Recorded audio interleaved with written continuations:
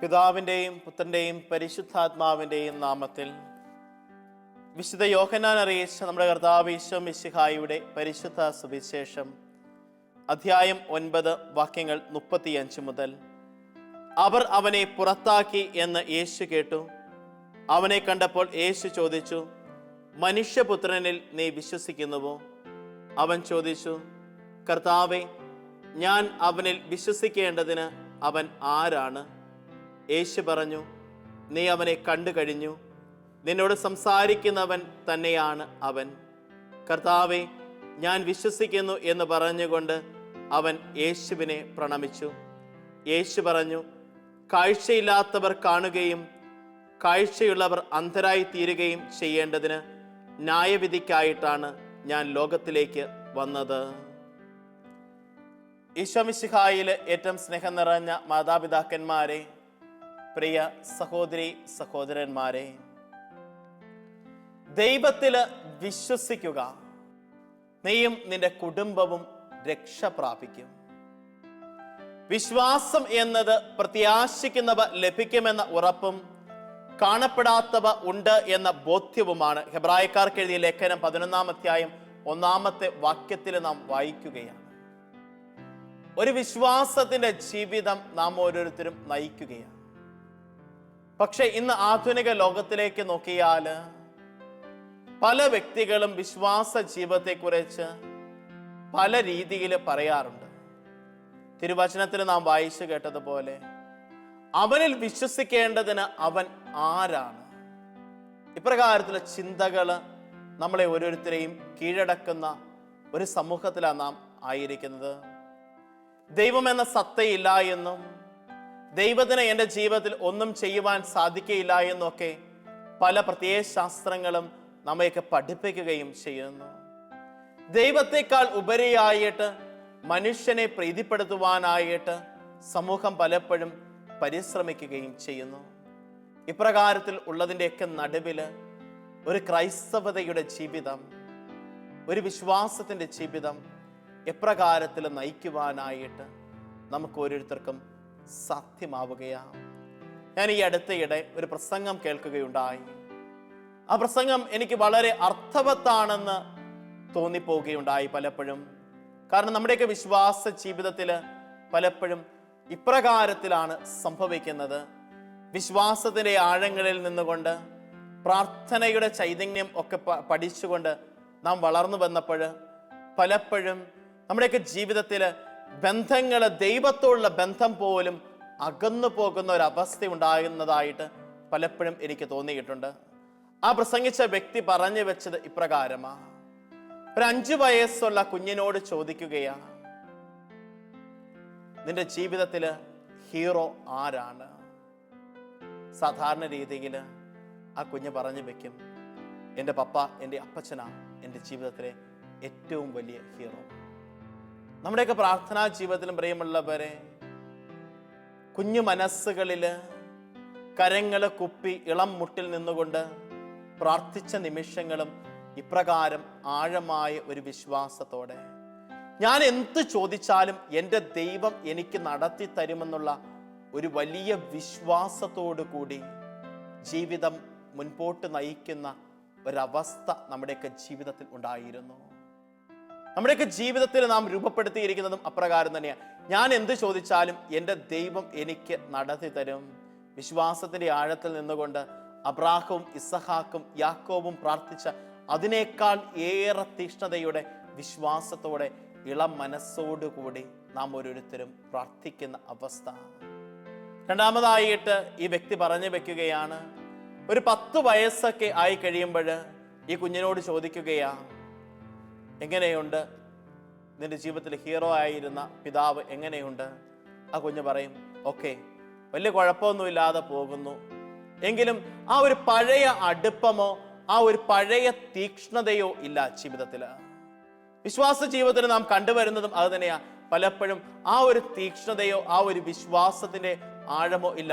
ഒരു 10 വയസ്സൊക്കെ ആയി കഴിയുമ്പോഴത്തേക്കും മറ്റു പലതിലേക്കും ജീവിതത്തിന്റെ ചിന്തകള്, ആകുലപ്പെടുന്ന മനസ്സിന് നാം ഓരോരുത്തരും ഉടമകളായി തീരുമ്പോൾ, നമ്മുടെ ജീവിതത്തിൽ മറ്റു പല ചിന്തകളും കടന്നു വരുമ്പോൾ ഈ ഒരു വിശ്വാസത്തിൻ്റെ ദൈവത്തോടുള്ള ബന്ധത്തിന് ഒരു കുറവ് വരികയാ. ദൈവത്തോട് മാത്രമല്ല ആ ബന്ധത്തിന് കുറവ് വരുന്നത്, എൻ്റെ ചുറ്റുമുള്ള വ്യക്തികളോടൊക്കെ ഈ ഒരു ബന്ധത്തിന് കുറവ് വരുന്ന ഒരവസ്ഥ ജീവിതത്തിൽ സംഭവിക്കുകയാ. വീണ്ടും കുറച്ചുകൂടി പോയി ഒരു 15 വയസ്സൊക്കെ ആയി കഴിയുമ്പോൾ ഈ കുഞ്ഞ് അപ്പനോടുള്ള ബന്ധം എപ്രകാരത്തിൽ ആയിരിക്കും? ആ വ്യക്തി പറഞ്ഞു വെച്ചത് ഇപ്രകാരമാ, അമ്മയോട് പറയുന്നത് ഇപ്രകാരമാ, കുഞ്ഞ് നിങ്ങളുടെ ഭർത്താവിനോട് പറ എൻ്റെ കാര്യത്തിൽ ഇടപെടരുത്. നിങ്ങളുടെ ഭർത്താവിനോട് പറ എൻ്റെ കാര്യത്തിൽ ഇടപെടരുത്. അപ്പനോടുള്ള ഒരു ബന്ധത്തിന് സംഭവിച്ച ഒരു അകലമാണ്. നമ്മുടെയൊക്കെ വിശ്വാസ ജീവിതത്തിൽ പലപ്പോഴും സംഭവിക്കുന്നത് അപ്രകാരമാണ്. ദൈവത്തെ മറ്റൊന്നായിട്ട് കരുതുന്ന അവസ്ഥകള്. നമ്മളൊക്കെ +2 ഒക്കെ കഴിഞ്ഞ് കഴിയുമ്പോഴത്തേക്കും നമ്മുടെയൊക്കെ മനസ്സിൽ കടന്നു വരുന്ന ഒരു ചിന്തയും ഇപ്രകാരത്തിൽ ഉള്ളതാ. പല യുവജനങ്ങളെയും കണ്ടുമുട്ടാറുണ്ട് ഇപ്രകാരത്തിലുള്ള ചിന്തകളുമായിട്ട് ആയിരിക്കുന്നത്. ദൈവം എന്ന് പറയുന്ന, പ്രാർത്ഥന എന്ന് പറയുന്നത് ചില പ്രത്യേക വ്യക്തികൾക്ക് വേണ്ടി മാത്രമുള്ളത്. ഞങ്ങളുടെ ജീവിതത്തിന് ഇതൊരു എന്നിൽ നിന്ന് വേറിട്ട ഒരു വ്യക്തിയാ. ദൈവം എന്ന് പറയുന്നത് എൻ്റെ അപ്പനും അമ്മയ്ക്കും വേണ്ടിയുള്ള മാത്രമാണ്. ഞാനുമായിട്ട് യാതൊരുവിധ ബന്ധവും ഇല്ല. പലപ്പോഴും നമ്മുടെയൊക്കെ വിശ്വാസ ജീവിതത്തിന്റെ ഒരു ചിന്തയാ. ഒരു 20 വയസ്സൊക്കെ ആയി കഴിയുമ്പോഴോ ഈ കുഞ്ഞ് ചോദിക്കുക, അമ്മയോട് ചോദിക്കുന്ന ഒരു ചോദ്യമാണ്, എന്തിനാ അമ്മ ഈ മനുഷ്യനെ വിവാഹം കഴിച്ചത്? ഒരു ചിന്താഗതിയാ. ഇപ്രകാരം ആ ദൈവത്തോടുള്ള ബന്ധവും, എന്തിനാ എന്നെ മാമോദീസ മുക്കിയത്, എന്തിനാ എന്നെ ഒരു വിശ്വാസ ജീവിതത്തിൽ ഇപ്രകാരം വളർത്തിയത് എന്ന ചിന്തയോട് കൂടിയ പലപ്പോഴും ദൈവ തിരുസന്നിധിയിൽ ഒരു വിശ്വാസത്തിന്റെ ആഴത്തിൽ നിൽക്കേണ്ട മനുഷ്യൻ നിൽക്കുന്നത് ഒരു വേറിട്ട ചിന്താഗതിയെ, ധാരയെ രൂപപ്പെടുത്തുന്നത്. നമ്മുടെയൊക്കെ ജീവിതത്തിൽ പ്രിയമുള്ളവരെ, ഇതിനൊരു വ്യതിചലനം സംഭവിക്കുന്നത് എപ്പോഴാണെന്നറിയാമോ? ഈ യുവാവ് വീണ്ടും വളരുകയാണ്. അവനൊരു പിതാവായി തീർന്ന സമയത്താണ് അവന്റെ മനസ്സിൽ ഈ ചിന്തകൾക്ക് ഒരു വ്യതിയാനം സംഭവിക്കുന്നത്. അന്ന് അവൻ പറയും, എൻ്റെ കുഞ്ഞിനെ എൻ്റെ മാതാപിതാക്കന്മാര് എന്നെ വളർത്തിയതുപോലെ വളർത്തുവാൻ ഞാൻ ആഗ്രഹിക്കുന്നു. അവന്റെ കുഞ്ഞ് അവനോട് ഇപ്രകാരം പറയുമ്പം അവൻ പ്രാർത്ഥനയിലേക്ക് അടുക്കുന്നു. 5 വയസ്സുകാരന്റെ ഒരു വിശ്വാസത്തിലേക്ക്, ആ വിശ്വാസത്തിന്റെ തീഷ്ണതയിലേക്ക് അവൻ കടന്നു വരുന്ന ചിലപ്പോൾ 45ഉം 50ഉം വയസ്സാകുമ്പോഴായിരിക്കും. പ്രിയമുള്ളവരെ, ഇത് ആത്മീയതയുടെ വലിയൊരു അന്ധകാരത്തിലൂടെ കടന്നു പോകുന്ന അവസ്ഥയാ. ഇവിടെയാ ഒരു വിടുതലിന്റെ അവസ്ഥ, ഒരു വ്യത്യസ്തതയുടെ ഭാവത്തെ രൂപപ്പെടുത്തുവാനായിട്ട് നമുക്ക് ഓരോരുത്തർക്കും സാധ്യമാകുന്നത്. എത്രമാത്രം പ്രാർത്ഥനകളും ആരാധനകളും ദിവ്യബലികളും ധ്യാനങ്ങളും ഒക്കെ നാം ഓരോരുത്തരും കൂടുകയാ. പിന്നെ എന്തുകൊണ്ട് എൻ്റെ ആത്മീയതയുടെ അന്ധകാരത്തിലേക്ക് ദൈവത്തിൻ്റെ പ്രകാശത്തെ വീശുവാനായിട്ട് ഞാനൊന്ന് മനസ്സ് തുറന്നു കൊടുക്കാത്തത്? ദൈവത്തിൻ്റെ പ്രകാശത്തെ വീശുവാനായിട്ട് എൻ്റെ ഹൃദയത്തിൻ്റെ അകത്താര് തുറന്ന് കൊടുക്കുവാനായിട്ട് എനിക്ക് സാധ്യമാകണം. മത്തായിയുടെ സുവിശേഷം 18-ാം അധ്യായം 20-ാം വാക്യത്തിൽ നാം വായിക്കുകയാണ്, 2-3 പേർ എൻ്റെ നാമത്തിൽ ഒരുമിച്ച് കൂടുമ്പോൾ അവരുടെ മധ്യേ ഞാൻ ഉണ്ടായിരിക്കും എന്ന്. അത് എനിക്കും നിങ്ങൾക്കും വേണ്ടിയിട്ട് ദൈവം വാഗ്ദാനം ചെയ്തിരിക്കുക. മത്തായിയുടെ സുവിശേഷം 17-ാം അധ്യായം 21-ാം വാക്യത്തിൽ നാം വായിക്കുകയാണ്, നിങ്ങൾക്ക് യാതൊന്നും അസാധ്യമല്ല എന്ന്. നമ്മുടെയൊക്കെ വിശ്വാസ ജീവിതത്തിൽ ദൈവം എല്ലാ അനുഗ്രഹവും വർഷിക്കുമെന്നുള്ള തീക്ഷ്ണതയുടെ ഉറപ്പോടുകൂടി പ്രാർത്ഥനയുടെ ആഴത്തിൽ ദൈവത്തെ കണ്ടുമുട്ടുവാനായിട്ട്, കടുകുമണിയോട് വിശ്വാസമുണ്ടെങ്കിൽ ഈ മലയോട് ഇവിടെ നിന്ന് മാറി കടലിൽ ചെന്ന് നിബദിക്കാൻ പറഞ്ഞാൽ അപ്രകാരം സംഭവിക്കുമെന്ന് തിരുവചനം നമ്മെ പഠിപ്പിക്കുകയാ. ഈ ഒരു വിശ്വാസം നമ്മുടെ ജീവിതത്തിലും പ്രിയമുള്ളവരെ രൂപപ്പെടുത്തി എടുക്കുവാനായിട്ട് അന്ധകാരത്തിന്റെ ശക്തികള് വിശ്വാസത്തിന്റെ ജീവിതത്തിന് കോട്ടം വരുത്തുന്ന അവസ്ഥകളുമായിട്ട് കടന്നു വരുമ്പോൾ അതിനെ എതിരെ പടവെട്ടുവാനായിട്ട് പ്രകാശത്തിന്റെ ആയുധങ്ങൾ ധരിക്കുവാനായിട്ട് ഓരോ വിശ്വാസിക്കും സാധ്യമാകണം. ആത്മീയ ജീവിതം എന്ന് പറയുന്നത് ഒരു വിശ്വാസത്തിന്റെ വിശുദ്ധിയുടെ ജീവിതമാ. വിശ്വാസത്തിന്റെ വിശുദ്ധിയുടെ ജീവിതമാ ആത്മീയ ജീവിതം എന്ന് പറയുന്നത്. വിശ്വാസത്തിന്റെ വിശുദ്ധി എന്ന് പറയുന്ന പ്രിയമുള്ളവരെ, അത് വ്യതിചലിക്കുന്ന ഒരു വിശ്വാസമല്ല, അത് അന്യായപ്പെട്ടു പോകുന്ന ഒരു വിശ്വാസമല്ല, അത് മറ്റു പലതിനും അടിമപ്പെടുന്ന ഒരു വിശ്വാസമല്ല. ഏത് പ്രതിസന്ധിയുടെ നടുവിലും എഴുന്നേറ്റ് നിൽക്കുന്ന ഒരു വിശ്വാസമായിട്ട് തീരുവാനായിട്ട് സാധിക്കണം. ശത്രുവിന്റെ കരം ആഞ്ഞു പതിച്ചപ്പോഴും വിശ്വാസി എഴുന്നേറ്റ് നിന്നുകൊണ്ട് ഞാനൊരു ക്രൈസ്തവനാണെന്ന് ഏറ്റുപറയുന്ന ഒരു വിശ്വാസത്തിൻ്റെ തീക്ഷ്ണതയിൽ നിൽക്കുവാനായിട്ട് സാധിക്കുന്ന ഒരു വിശ്വാസത്തിൻ്റെ ജീവിതം നയിക്കുവാനായിട്ട് നമുക്ക് ഓരോരുത്തർക്കും സാധ്യമാകണം. നമുക്ക് ഈ ദിവസങ്ങളിൽ പത്രങ്ങളിലും ഒക്കെ വായിക്കുകയുണ്ടായി ക്രൈസ്തവർ പീഡിപ്പിക്കപ്പെടുന്നത്. ക്രൈസ്തവരെ തലയറക്കുന്ന ചിത്രങ്ങളുമൊക്കെ നാം ഓരോരുത്തരും കാണുകയുമുണ്ടായി. ഏത് മനോഭാവമാണ് എൻ്റെ ജീവിതത്തിൽ ഞാൻ രൂപപ്പെടുത്തിയത്? പലരും പറഞ്ഞു വെച്ചു അതിനെതിരെ പ്രതികരിക്കണമെന്നൊക്കെ. പ്രതികരിക്കുന്നതിനേക്കാൾ ഉപരി എൻ്റെ ജീവിതത്തിൽ എന്തുമാത്രം ആ വ്യക്തികളോട് ചേർന്ന് നിൽക്കുവാനായിട്ട് എനിക്ക് സാധ്യമായിട്ടുണ്ട്. എൻ്റെ മനസ്സിൽ അവർക്ക് വേണ്ടിയിട്ട് ദൈവതിരുസന്നിധിയിൽ പ്രാർത്ഥിക്കുവാനായിട്ട്, അവരുടെ കുടുംബങ്ങൾക്ക് ആശ്വാസം നൽകണമേ ദൈവമേ എന്ന് വിശ്വാസത്തിൻ്റെ ആഴത്തിൽ പ്രാർത്ഥിക്കുവാനായിട്ട്, എൻ്റെ ജീവിതത്തിൽ അവരെ പോലെ മരിക്കുവാനുള്ള ഒരു സന്നദ്ധതയുടെ ജീവിതം രൂപപ്പെടുത്തുവാനായിട്ട് എനിക്ക് എപ്രകാരത്തിൽ ഇന്ന് സാധ്യമായിരിക്കുകയാ? അവിടെ പ്രിയമുള്ളവരെ, ആത്മീയതയുടെ ഒരു വിശ്വാസത്തിന്റെ അവസ്ഥ. നമുക്ക് പ്രക്ഷോഭങ്ങളും പ്രളയങ്ങളും ഒക്കെ സൃഷ്ടിക്കുക എളുപ്പമാ. പക്ഷേ ശാന്തമായിട്ട് ഈശോനാഥൻ നടന്നതുപോലെ നടന്നുകൊണ്ട് ഒരു വിശുദ്ധിയുടെ വിശ്വാസത്തിന്റെ ജീവിതം നയിക്കുവാനായിട്ട് എപ്രകാരം നമുക്കൊരുത്തർക്കും സാധ്യമാവുകയാ? ഈശോനാഥൻ നമ്മെ പഠിപ്പിച്ചതും അത് തന്നെയാ. നിയമജ്ഞരും ഫരീസയരും അവന് എതിരെ കടന്നു വന്നപ്പോഴും, അവനെ പിടിക്കുവാനായിട്ട് കുന്തങ്ങളും തീപ്പന്തങ്ങളുമായിട്ട് അവന്റെ ചുറ്റും അണിനിരന്നപ്പോഴും, അവൻ നിശബ്ദമായിട്ട് ശാന്തമായിട്ട് ഒരു വിശ്വാസത്തിന്റെ ജീവിതം അവൻ അവരുടെ മുൻപിലേക്ക് വെച്ച് നീട്ടുകയാണ്. പത്രോസിനോട് പറഞ്ഞു, വാൾ അതിൻ്റെ ഉറയിൽ ഇടുക. മാൽക്കൂസിന്റെ ചെവിയെടുത്ത് അവന് സൗഖ്യം കൊടുക്കുന്ന അനുഭവം ഉണ്ടാവുകയാണ്. പ്രിയമുള്ളവരെ, അതാ ഒരു വിശ്വാസിയുടെ ജീവിതത്തിൽ സംഭവിക്കേണ്ടത്. തന്നെ ദ്രോഹിക്കുന്നവർക്ക് വേണ്ടിയിട്ട്, തന്നെ തകർക്കുന്നവർക്ക് വേണ്ടിയിട്ട് പ്രാർത്ഥിക്കുവാനായിട്ട്, ആപത്തിലും അനർത്ഥങ്ങളിലും അവർക്ക് ഒരു സഹായമാകുവാനായിട്ട്, ഒരു കൈത്താങ്ങാകുവാനായിട്ട് നമുക്ക് സാധിക്കണം. നല്ല സമറിയാക്കാരൻ്റെ ഉപമയും നമ്മെ പഠിപ്പിക്കുന്ന വിശ്വാസത്തിൻ്റെ അവസ്ഥ അതുതന്നെയാണ്.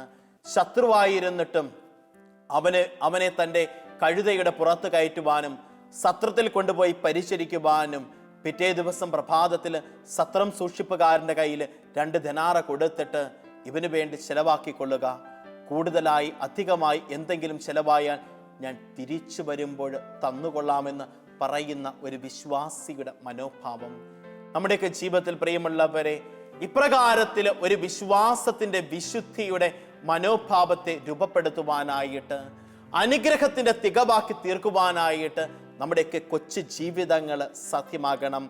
ആത്മീയതയുടെ മേഖലകളിൽ നാം വ്യാപരിക്കുമ്പോൾ പ്രിയമുള്ളവരെ, എത്രമാത്രം എളിമപ്പെടുവാനായിട്ട് സാധിക്കുമോ അത്രമാത്രം എളിമപ്പെടുന്ന ഒരു വിശ്വാസത്തെ രൂപപ്പെടുത്തുവാനായിട്ട് നമുക്ക് സാധിക്കണം. ആത്മാവിൽ ദരിദ്രർ ഭാഗ്യവാന്മാർ. തിരുവചനം നമ്മോട് പറയുകയാണ്, ആത്മീയതയിൽ ദാരിദ്ര്യം അനുഭവിക്കുവാനായിട്ട്.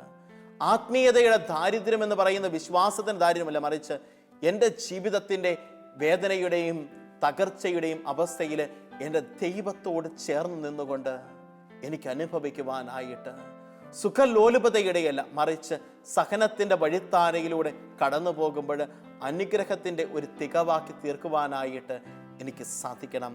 ഇപ്രകാരത്തിലൊരു വിശ്വാസത്തെ രൂപപ്പെടുത്തുവാനായിട്ട്, കൃപകളാൽ അനുഗ്രഹങ്ങളാൽ നിറയപ്പെടുവാനായിട്ട്, ദൈവം കാണിച്ചു തരുന്ന ആ ഒരു വിശ്വാസത്തിൻ്റെ ചര്യ രൂപപ്പെടുത്തിക്കൊണ്ട് അവൻ കാണിച്ചു തരുന്ന മാർഗത്തിലൂടെ മുന്നേറുവാനായിട്ട് നമുക്ക് ഓരോരുത്തർക്കും ഇന്ന് സാധ്യമാകുന്നത്. ആത്മീയതയുടെ വിശ്വാസം എന്ന് പറയുന്ന പ്രിയമുള്ളവരെ, ഒരു പ്രഹസനത്തിന്റെ വിശ്വാസമല്ല, മറിച്ച് ഞാൻ ജീവിക്കുന്ന ഒരു വിശ്വാസമാണ്. ഞാൻ ജീവിക്കുന്ന ഒരു വിശ്വാസമാണ്. എനിക്ക് ക്രിസ്തുവിനോട് കൂടെ ഒരു ജീവിതമുണ്ടെന്നും, എനിക്ക് ക്രിസ്തുവിനോട് കൂടെ ഒരു ഉയർപ്പുണ്ടെന്നും, എനിക്ക് ക്രിസ്തുവിനോട് കൂടെ ഒരു സ്വർഗത്തിന്റെ സൗഭാഗ്യമുണ്ടെന്നുമുള്ള തിരിച്ചറിവോട് കൂടി ജീവിക്കുന്നതാ ആത്മീയതയുടെ ഒരു ജീവിതം. എൻ്റെ ഈ ലോകത്തിന് ശേഷം മറ്റൊരു ജീവിതം എനിക്ക് വേണ്ടി കാത്തിരിപ്പുണ്ട് എന്നും, ഇത് വെറും യാത്രയാണെന്നും, ഈ യാത്ര അവസാനിക്കുന്നില്ല എന്നും, അത് പിതാവിന്റെ സന്നിധിയിലേക്ക് എൻ്റെ ആത്മാവ് എൻ്റെ ദൈവത്തിൻ്റെ ആത്മാവിൽ ലയിക്കുന്ന ഒരവസ്ഥയിൽ എത്തി നിൽക്കുമ്പോഴാണ് അതിന് പൂർത്തീകരണം സംഭവിക്കുന്നത് എന്നുള്ള തിരിച്ചറിവോട് കൂടി ജീവിക്കുവാനായിട്ട്, എന്തുകൊണ്ടാ പ്രിയമുള്ളവരെ ഈ ഒരു വിശ്വാസത്തിന്റെ ജീവിതം പൂർവ്വപിതാവായ അബ്രാഹത്തിന് ജീവിക്കുവാനായിട്ട് സാധിച്ചത്? ദൈവം വാഗ്ദാനം ചെയ്ത ഭൂമിയിലേക്ക് സകലതിനെയും ഉപേക്ഷിച്ചുകൊണ്ട് അവൻ ചെന്നെത്തുകയാ. കാരണം ദൈവത്തില് അവനുള്ള ആഴമായ ഒരു വിശ്വാസം. ഈ ഒരു വിശ്വാസം മൂലമാ ദൈവം അവനെ പരീക്ഷിച്ചപ്പോഴും ഇസഹാക്കിനെ ബലി കൊടുക്കുവാനായിട്ട് അവൻ തയ്യാറായത്. ഈ ഒരു വിശ്വാസത്തിന്റെ ആഴമുള്ളത് കൊണ്ടാണ് ഇസ്രായേൽ ജനം ചെങ്കടലിന്റെ നടുവിലൂടെ വരണ്ട ഭൂമിയിൽ എന്നതുപോലെ നടന്നു നീങ്ങുവാനായിട്ട് അവർക്ക് സാധിച്ചത്. നമ്മുടെ ജീവിതത്തിലും പ്രിയമുള്ളവരെ, ഈ അബ്രാഹത്തിന്റെ ഒരു വിശ്വാസത്തിന്റെ ആഴം സംഭവിക്കുവാനായിട്ട് സാധിക്കണം. ദൈവം എന്നെ പരീക്ഷിക്കുന്ന നിമിഷങ്ങള് എൻ്റെ ജീവിതത്തിന്റെ വേദനയുടെയും പ്രയാസങ്ങളുടെയും പ്രതിസന്ധിയുടെയും രോഗത്തിന്റെയും അവസ്ഥകളായിരിക്കാം. ആ അവസ്ഥകളില് ദൈവത്തില് അടിയുറച്ച് വിശ്വസിക്കുവാനായിട്ട് എനിക്ക് സാധ്യമാകണം. 55 വർഷക്കാലം ഒരു വിശ്വാസ ജീവിതം നയിച്ച ഒരു വ്യക്തി ഒരു പ്രഭാതത്തിൽ വന്ന് എൻ്റെ അടുക്കൽ പറയുകയുണ്ടായി, അച്ഛാ, 55 വർഷമായിട്ട് ഞാൻ യേശുവിനെ അറിയുന്നു, യേശുവിന് വേണ്ടിയിട്ട് വേല ചെയ്യുന്നു. പക്ഷേ ഇന്ന് എൻ്റെ മകളുടെ വിവാഹ ജീവിതം തകർന്നു നിൽക്കുകയാ. ഈ യേശു ജീവിക്കുന്നുണ്ടോ? ഈ വ്യക്തി ചോദിച്ച ഒരു ചോദ്യമാണ്. ഞാൻ ആ വ്യക്തിയോട് ചോദിച്ചു, ഈ 55 വർഷക്കാലം യേശുവിനെ അറിഞ്ഞു എന്ന് താങ്കൾക്ക് എങ്ങനെ പറയുവാനായിട്ട് സാധിക്കും? അബ്രാഹത്തിന്റെ ജീവിതത്തില് ദൈവം സകലതിനെ ഉപേക്ഷിച്ചുകൊണ്ട് ജീവിക്കുവാനായിട്ട് പറഞ്ഞു. അവൻ പോയി ജീവിതം ആരംഭിച്ചു. വാഗ്ദാനങ്ങളുടെ പൂർത്തീകരണം എന്നതുപോലെ ഇസഹാക്കിനെ അവന് ലഭിച്ചു. ദൈവം അവനെ പരീക്ഷിക്കുവാനായിട്ട് പറഞ്ഞു മകനെ ബലിയായിട്ട് നൽകുവാൻ. അബ്രാഹം വിശ്വാസത്തോടു കൂടി മകനെ ബലി കൊടുക്കുവാനായിട്ട് സാധിച്ചു. ചേട്ടന്റെ മകളുടെ വിവാഹം ഇന്ന് തകർന്നു എന്ന് ചേട്ടൻ പറയുന്നു. പക്ഷേ ദൈവത്തിന് ഒരു നിമിഷം മതി ആ വിവാഹ ജീവിതത്തിലേക്ക് ഇടപെടുവാനായിട്ട്. ദൈവത്തിന് ഒരു നിമിഷം മതി ആ ജീവിതത്തെ വീണ്ടും കൂട്ടി യോജിപ്പിക്കുവാനായിട്ട്. പ്രിയമുള്ളവരെ, ഈ മനുഷ്യനോട് ഞാൻ സംസാരിക്കുകയുണ്ടായി. പിറ്റേ ആഴ്ച ഈ മനുഷ്യൻ എൻ്റെ അടുക്കൽ വന്ന് പറയുകയാ, അച്ഛാ, എനിക്ക് വലിയ തെറ്റുപറ്റി. ദൈവത്തിന്റെ തിരുസന്നിധിയിൽ അച്ഛൻ പറഞ്ഞത് കേട്ടുകൊണ്ട് ഞാൻ ചെല്ലുകയും കണ്ണീരോടെ ഒരിക്കൽ കൂടി തീഷ്ണതയുടെ വിശ്വാസത്തോടു കൂടി പ്രാർത്ഥിക്കുകയും ചെയ്തു. മരുമകൻ വീട്ടിലേക്ക് തിരിച്ചു വരികയും മകളെ കൂട്ടിക്കൊണ്ടു പോവുകയും സന്തോഷത്തോടു കൂടി അവര് ഇന്ന് ജീവിക്കുകയാണ്. പ്രിയമുള്ളവരെ, നമ്മുടെയൊക്കെ ജീവിതത്തിൽ ഒരു ചെറിയ പ്രതിസന്ധി പ്രയാസം കടന്നു വരുമ്പോൾ ഉപേക്ഷിക്കാനുള്ള ഒന്നല്ല, മറിച്ച് എൻ്റെ ക്രൈസ്തവതയുടെ വിശ്വാസം. എൻ്റെ ക്രൈസ്തവതയുടെ വിശ്വാസം എന്നതിനേക്കാൾ ഉപരി എൻ്റെ ദൈവം എന്നിൽ അർപ്പിച്ചിരിക്കുന്ന ഒരു വിശ്വാസമുണ്ട്. ഞാൻ എൻ്റെ ദൈവത്തിൽ വിശ്വാസം അർപ്പിക്കുന്നത് എന്നതിനേക്കാൾ ഉപരി എൻ്റെ ദൈവം എന്നിൽ അർപ്പിച്ചിരിക്കുന്ന ഒരു വിശ്വാസമുണ്ട്.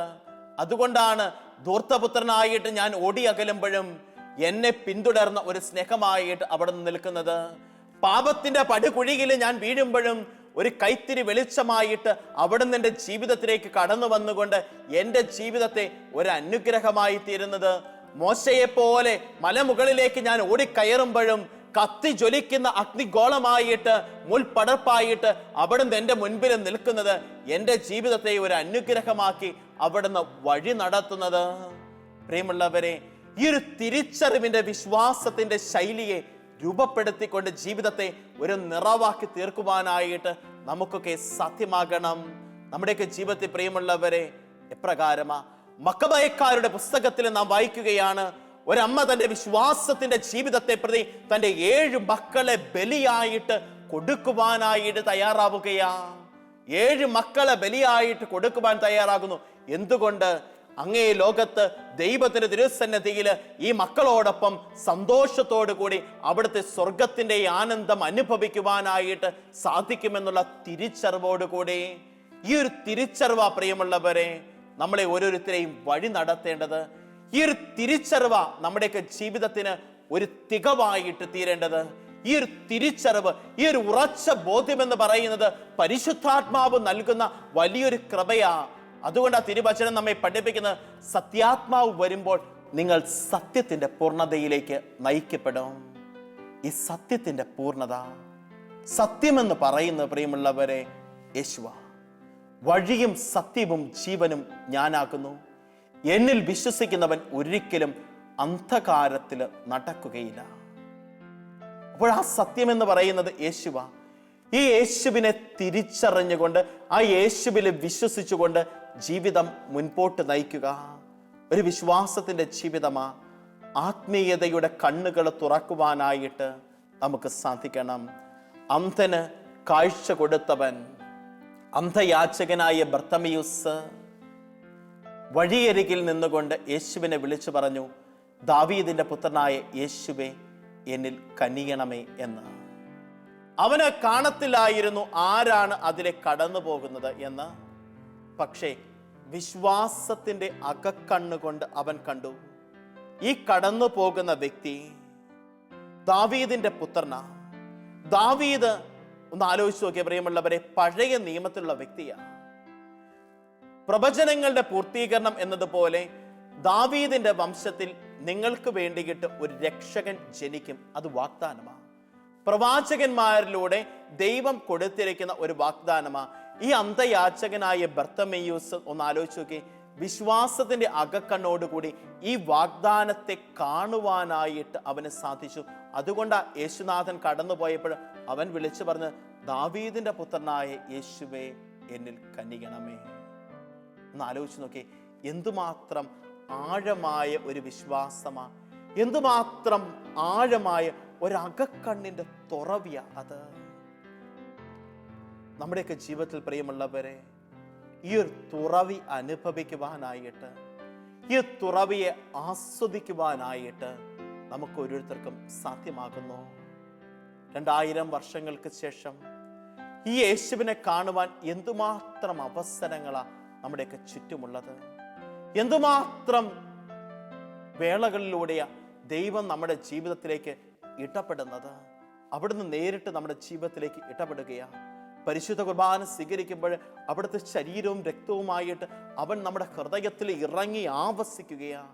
അവനെ അനുഭവിച്ചുകൊണ്ട് ആ ഒരു വലിയ തികവിലേക്ക്, ജീവിതം സമൃദ്ധിയുടെ തികവിലേക്ക് സമർപ്പിക്കുവാനായിട്ട് നമുക്ക് ഓരോരുത്തർക്കും സാധ്യമാക്കണം. തീക്ഷ്ണതയുടെ ആഴങ്ങളിൽ ദൈവത്തെ കണ്ടുമുട്ടിക്കഴിയുമ്പോൾ ജീവിതം ഈ ഒരു വലിയ അനുഗ്രഹത്തിന്റെ തികവായിട്ട് നമുക്കൊക്കെ സാധിക്കുകയാണ്. ഞാൻ ആദ്യം പറഞ്ഞു വെച്ചതുപോലെ 5 വയസ്സുകാരന് ഹീറോയാ അവന്റെ പിതാവെന്ന് പറയുന്നത്. 5 വയസ്സുള്ള കുഞ്ഞിനെ സംബന്ധിച്ച് തിരുഹൃദയത്തിന്റെ മുൻപിൽ കരം കുപ്പി സന്ധ്യയ്ക്ക് പ്രാർത്ഥിക്കുമ്പോൾ അവൻ ഉറച്ചു വിശ്വസിക്കുക, അവൻ പ്രാർത്ഥിക്കുന്നതെല്ലാം ദൈവം അവന്റെ ജീവിതത്തിൽ നടത്തി കൊടുക്കുമെന്ന്. ആ തിരിച്ചറിവ് അവൻ വളരുമ്പോൾ നഷ്ടപ്പെട്ടു കഴിഞ്ഞാലും വീണ്ടും 45-50 വയസ്സാകുമ്പോൾ വീണ്ടും ആ തിരിച്ചറിവിലേക്ക്, ആ 5 വയസ്സിന്റെ ആ വിശ്വാസത്തിലേക്ക് അവൻ കടന്നു വരികയാണ്. നമ്മുടെയൊക്കെ ജീവിതത്തിൽ പ്രിയമുള്ളവരെ, ഇപ്രകാരത്തിൽ ഒരു വിശ്വാസത്തിലേക്ക് കടന്നു വരുവാനായിട്ട്, കൃപകളാൽ നിറയപ്പെട്ടുകൊണ്ട് ജീവിതം വലിയൊരു നിറവാക്കി തീർക്കുവാനായിട്ട് നമുക്ക് ഓരോരുത്തർക്കും സാധ്യമാകണം. ദൈവികതയുടെ കൃപ, അതിലേക്കാണ് നമ്മെ വിളിക്കുന്നത്. വിശുദ്ധരെ ദൈവം വിളിച്ചതും ഈ ഒരു കൃപയിലേക്കാ.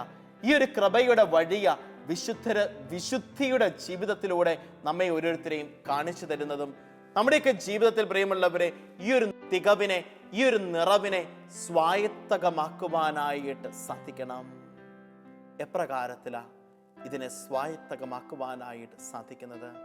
കഠിനാധ്വാനത്തിലൂടെ മാത്രമേ പ്രിയമുള്ളവരെ ഇത് സ്വായത്തകമാക്കുവാനായിട്ട് നമുക്ക് സാധിക്കത്തുള്ളൂ. ഉമിത്തിയിൽ സ്വർണം എപ്രകാരം ശുദ്ധീകരിച്ച് എടുക്കുന്നുവോ അതുപോലെ എൻ്റെ വിശ്വാസ ജീവിതത്തെ ശുദ്ധീകരിച്ച് എടുക്കുവാനായിട്ട്, അതുപോലെ എൻ്റെ വിശ്വാസ ജീവിതത്തിൻ്റെ ആഴങ്ങളെ നവീകരിക്കുവാനായിട്ട്, അതുപോലെ എൻ്റെ വിശ്വാസ ജീവിതത്തിൽ നിന്ന് പാപത്തിൻ്റെ കറകളെ അകറ്റുവാനായിട്ട് എനിക്ക് സാധിക്കുമ്പോൾ മാത്രമേ ഈ ഒരു തികവ് എൻ്റെ ജീവിതത്തിന് ഒരു വലിയ അനുഗ്രഹമായിട്ട് തീരത്തുള്ളൂ. നമുക്കൊക്കെ ആത്മാർത്ഥമായിട്ട് പ്രാർത്ഥിക്കുവാനായിട്ട്, പരിശ്രമിക്കുവാനായിട്ട് സാധിക്കണം. ദൈവമേ, ഞാൻ പ്രാർത്ഥിക്കുമ്പോൾ എൻ്റെ വിശ്വാസത്തെ ഒരിറ്റുകൂടി ജ്വലിപ്പിക്കുവാനായിട്ട്, ഞാൻ പ്രാർത്ഥിക്കുമ്പോൾ എൻ്റെ വിശ്വാസത്തിൻ്റെ അകക്കണ്ണിനെ തീക്ഷ്ണതയാൽ തുറക്കുവാനായിട്ട്, ഞാൻ പ്രാർത്ഥിക്കുമ്പോൾ എൻ്റെ ജീവിതത്തെ വലിയൊരു നിറവാക്കി തീർക്കുവാനായിട്ട് ദൈവമേ, നീ എനിക്ക് അനുഗ്രഹം നൽകണമേ.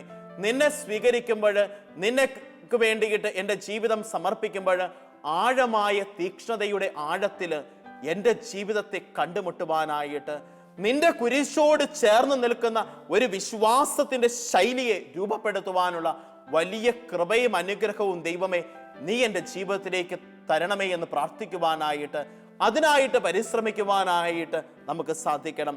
ഒരു പിഞ്ചു കുഞ്ഞിൻ്റെ വിശ്വാസത്തോടു കൂടി കരങ്ങൾ കൊപ്പി ദൈവ തിരുസന്നിധിയിൽ തീക്ഷ്ണമായിട്ട് പ്രാർത്ഥിക്കുവാനായിട്ട്, എൻ്റെ ജീവിതത്തിൽ 10 വയസ്സോ 15 വയസ്സോ 20 വയസ്സോ 30 വയസ്സോ ആയിക്കൊള്ളട്ടെ, ആ വിശ്വാസത്തെ അനുനിമിഷം ജ്വലിപ്പിച്ചു കൊണ്ടുപോകുന്ന ഒരു വിശ്വാസത്തിൻ്റെ ജീവിത രീതിയെ രൂപപ്പെടുത്തുവാനായിട്ട്, വിശ്വാസം മൂലം ചെങ്കടലിൻ്റെ മധ്യത്തിലൂടെ വരണ്ട ഭൂമിയിൽ എന്ന പോലെ ഇസ്രായേൽ ജനം കടന്ന പോലെ എൻ്റെ വിശ്വാസ ജീവിതത്തിലും കടക്കുവാനായിട്ട്, ചെങ്കടലുകളെ കടക്കുവാനായിട്ട്, പാറമേൽ ചവിട്ടി പതിയുന്ന ഒരു തീഷ്ണതയുടെ വിശ്വാസത്താൽ മുന്നേറുവാനായിട്ട് എനിക്ക് സാധിക്കണം.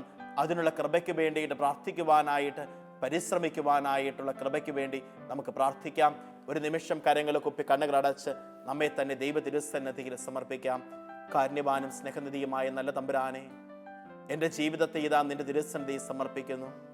ആഴമായ ഒരു വിശ്വാസത്തിൻ്റെ തീക്ഷ്ണതയോടുകൂടി ജീവിതം മുൻപോട്ട് നയിക്കുവാനായിട്ട്, കൃപകളാൽ അനുഗ്രഹങ്ങളാൽ നിറയുവാനുള്ള വലിയ അനുഗ്രഹവും അഭിഷേകവും എനിക്ക് ചൊരിയണമേ.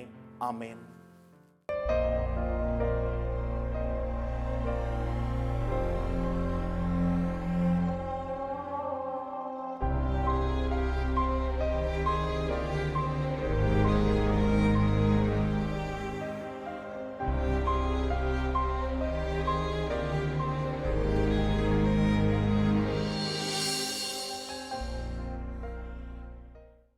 വിശദ വിവരങ്ങൾക്ക് director, divine vision, divine retreat centre, Muringoor, Chalakudy 680316, Kerala, south India. Telephone 0091-480-270-8098, 0091-480-270-2613. Fax 0091-480-270-8097.